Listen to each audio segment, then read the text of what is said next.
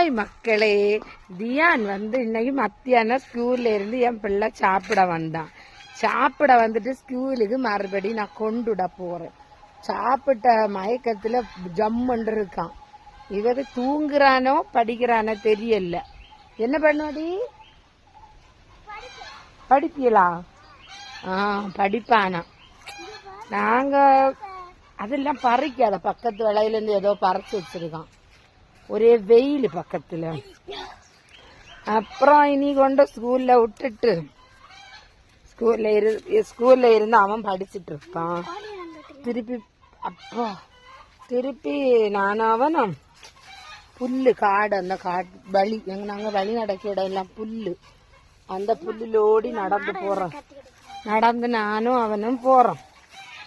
சரி, இந்த வீடியோயை பாருங்க, 1 வாய்ஸ் வீடியோ பாருங்க. பாய் மக்களே.